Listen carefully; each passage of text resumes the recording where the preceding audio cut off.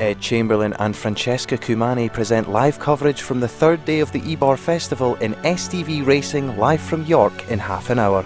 But first, it's the Lunchtime News. Evacuations step up in Afghanistan. The RAF has flown out almost 1,000 people, with more chaotic scenes in Kabul. But I want from international community to help our people, and especially our families, all the interpreters who is in the UK now, they have remained family in Afghanistan. Meanwhile here, the Foreign Secretary has responded to criticism of him. We'll have the very latest also on the programme. A missed opportunity. A jury finds a South London terror attack could have been prevented. The latest COVID figures show cases are decreasing as 16 and 17-year-olds are encouraged to take up the vaccine. And after surviving breast cancer, the woman who's designed lingerie to help others like her.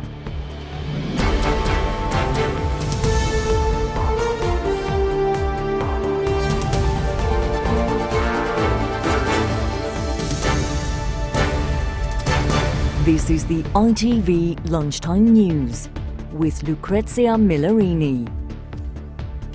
Good afternoon. The rush to get people out of Afghanistan continues 5 days after the fall of Kabul. In the last 24 hours, the RAF has evacuated almost 1,000 people. But the chaotic scenes outside the airport show how many more are still trying to flee. Well, here in the last hour, the Foreign Secretary has responded to criticism. He delegated a call to a junior minister. After it emerged the call was never made, he says it would have made no difference as the situation deteriorated rapidly. Our political reporter Shihab Khan reports. Another day and more images of the chaos around the airport in Kabul.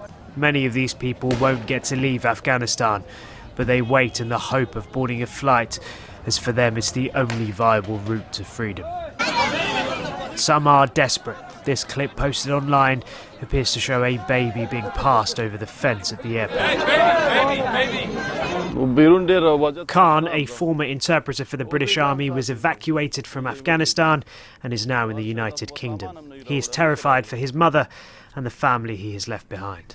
But I want from international community to help our people, and especially our families, all the interpreters who is in the UK now, they have remained family in Afghanistan, and they're dangerous for them because the Taliban is knocking the door and they're looking for people who work with the foreign forces. But that's dangerous for our family. As evacuations continue, there are questions over how they've been handled. Pressure in particular is mounting on the Foreign Secretary. He failed to make a call that may have helped Afghan interpreters while he was on holiday. On Friday the 13th, the Foreign Office advised Mr Raab call his Afghan counterpart Hanif Atmar. But Mr Raab, on holiday in Crete, delegated this to his junior minister, Zach Goldsmith. The Foreign Office has now said it was not possible to arrange a call before the Afghan government collapsed. On Sunday,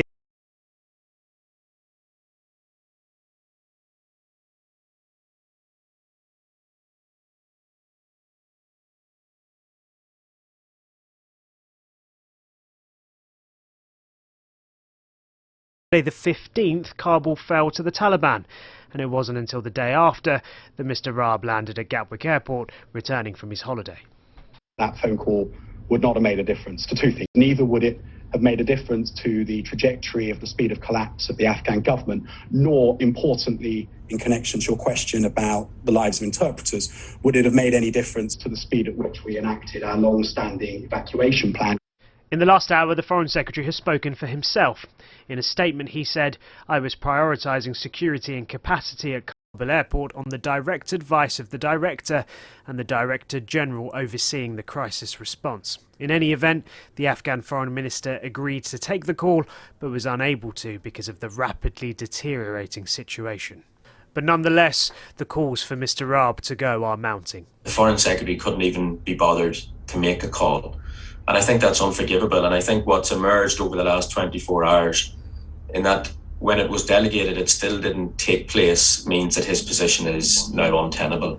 As the situation continues to develop in Afghanistan, the Prime Minister will be chairing a Cobra meeting this afternoon to consider what action can be taken. Shihab Khan, ITV News, Westminster. Well, CNN's Clarissa Ward has made that difficult journey to Kabul airport. From there, she sent this update. Our journey took us roughly 7 hours. The vast majority of people we've spoken to, though, it's been 1 or 2 days to try to get in. And I have to tell you, that initial shove to get in the first gate is unlike anything I've ever experienced. Pushing, crushing, people screaming. We were all holding onto each other's hands, desperately trying to get in this small door. We were lucky because we're American citizens, but so many others are not. Having said that, we have seen many Afghans inside at various checkpoints, moving through the very slow system that is in place to try to evacuate people. Some of them standing out in the blazing hot sun for 8 hours, screaming babies. At one stage, we saw a newborn baby brought through on a military vehicle at high speed because the baby had dehydrated and had heat stroke. And one soldier told me that yesterday, people were actually throwing babies at these U.S. soldiers because they were so desperate to get their children out to a better future. One of his men actually caught one of the babies and later found the family and returned the child to the family.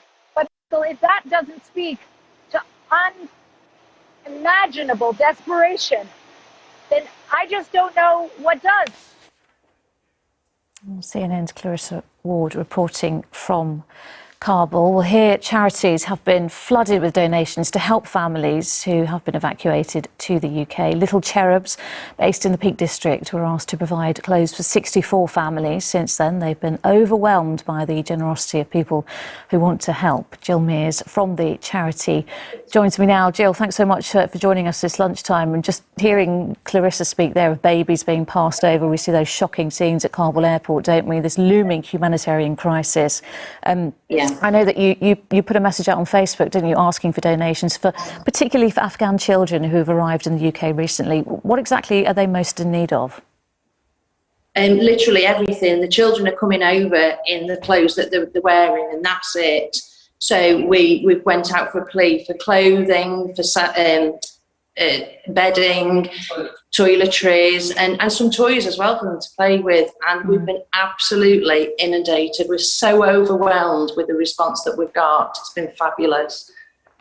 I mean, it's interesting that people are literally just fleeing as fast as they can, aren't they? And we're going to see more people arriving in the UK. And it is this sense that you know, the weather's completely different for a start. They don't have anything, do they? They literally have nothing. So we're taking absolutely anything that anybody can spare. If they bring it to us, we're bagging it up, we're sorting through it. We've got so much support from all the local community. Dozens of people are helping us out. You know, this morning there was probably 40 people helping to load the first lorry load of support. Jill, you know, you say we're just seeing pictures there of just some of the things that you've had donated, and as usual, the British people stepping up to respond at times like these. Have you met some of the families and some of the children that have received some of these goods yet and seen the actual difference it makes to them? No, we don't deliver that far. We go to the far as the next drop-off centre. So we kind of do the part that we need to do. So we're collecting it in, which is a massive job, and sorting it. We then pass it over to the next department that will pass it on to the children that need it. All right, well, Jill, I'm sure it is going to make a huge difference though, isn't it? And thank you for all your efforts and, of course, everyone for donating. Thank you. Appreciate it. Thank you. Well, for all the latest developments on the ongoing situation in Afghanistan, head over to our website, itv.com/news. On to other news now. A terror attack on a street in South London may have been prevented, an inquest jury has found. Sudesh Aman stabbed 2 people before being shot dead by police last February. He'd only been released from prison the week before and was under surveillance. Well, the jury found he was lawfully killed. John Ray reports. His was a reign of terror that lasted little more than a minute. But Sudesh Aman's death, shot down by police, could have been prevented, an inquest jury has ruled.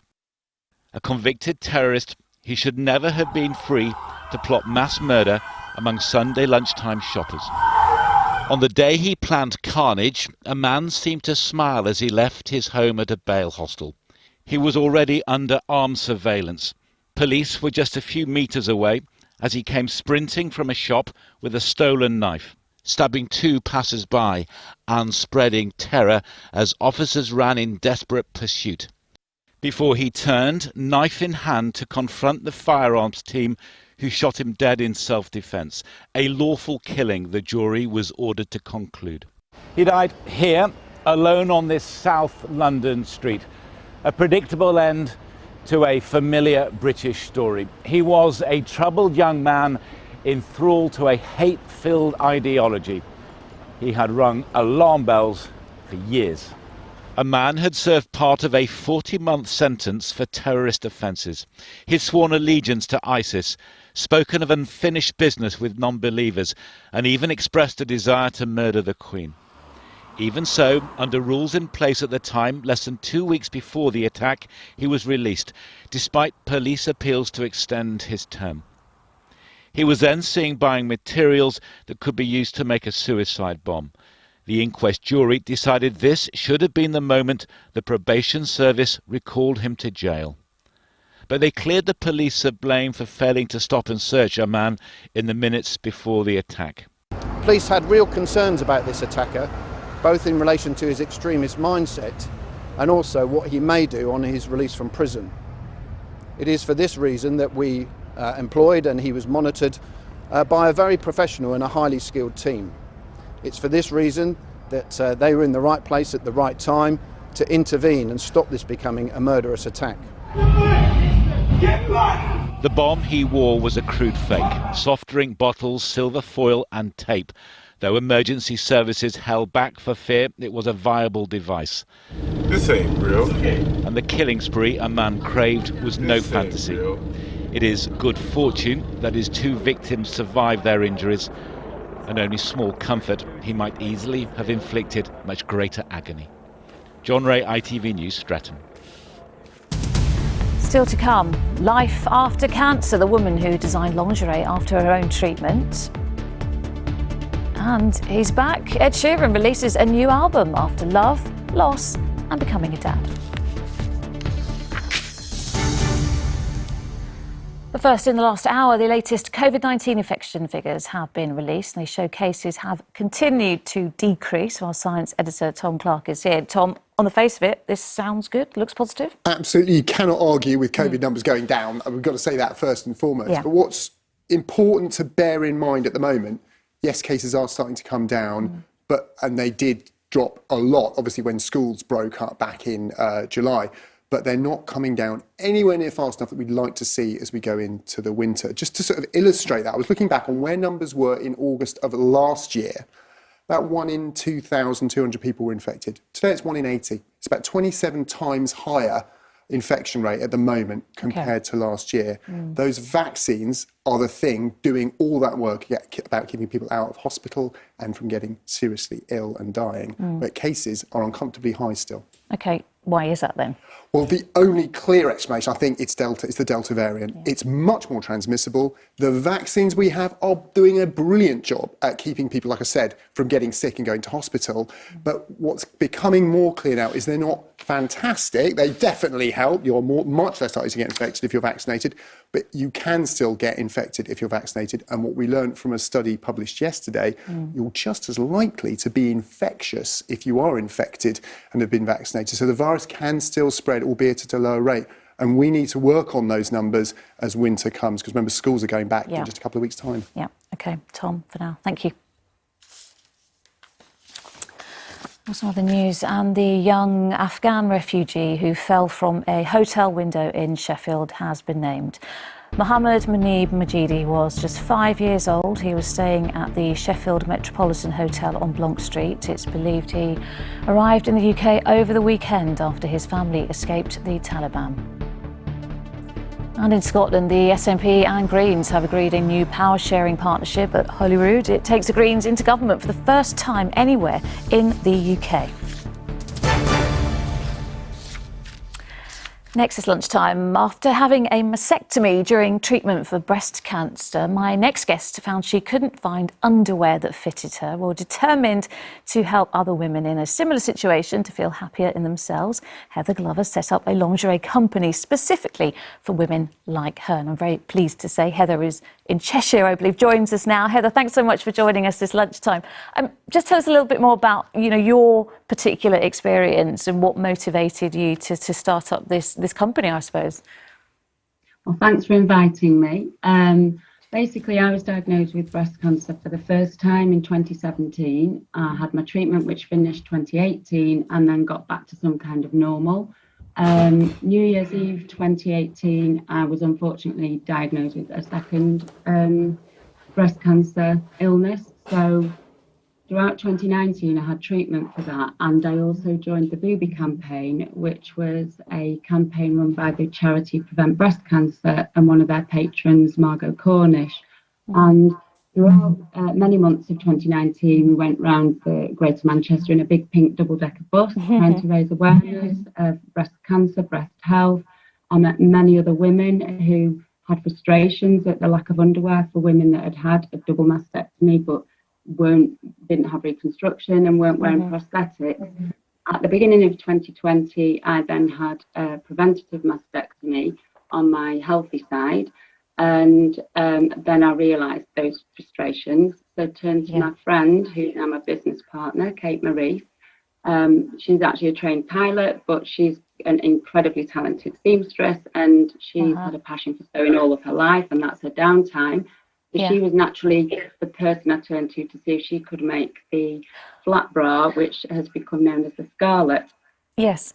Well, Heather, we're just seeing some pictures of some of the lingerie now. It looks great. And I was going to say, you got your friends to help out with designing. I mean, that must have been a challenge. Is that something you've ever done anything like that before?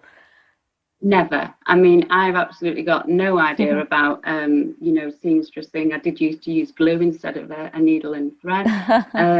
Much to Kate's horror, but Kate had never made a bra either. And to make a bra with just flat pieces of triangle instead of cups or pockets was actually quite tricky. But the day she brought it round, I was working from home, and she'd been doing all of this remotely because obviously the lockdown, I was having to send her my measurements and photographs and stuff. And honestly, I put it straight on, and it was gorgeous. The way it made me feel, the confidence and just the femininity of it. I wanted to run straight outside and show everybody. And we just thought this is what we need to share with other women who were feeling so frustrated. That's my final question to you, Heather, and we're almost out of time, but what kind of response have you had from women out there? Wonderful response. Internationally, we never expected to be on the international market so soon after launching, but all of the feedback is just so good about how we're making people feel, and they're telling us their stories and showing us their pictures, and that's just amazing for Kate and I to have achieved that. Yes, well listen, Heather, thanks so much for sharing your story and some of your lovely designs. Thank you, Heather. Thank you. And finally, since Ed Sheeran last released a solo album, a lot has changed in his life. He got married, he became a dad, and he lost a close friend too. Now, 4 years after his last album, Divide, he's announced Equals will be his next, released in October. He said he's never been more proud of his music. Charanpreet Kaira reports. He's back, and here's what to expect. This is not goodbye. Ed Sheeran gave fans a taste of his upcoming album on Instagram. So yeah, it has been 2 years since I've released a project and 4 years since I've released a solo album.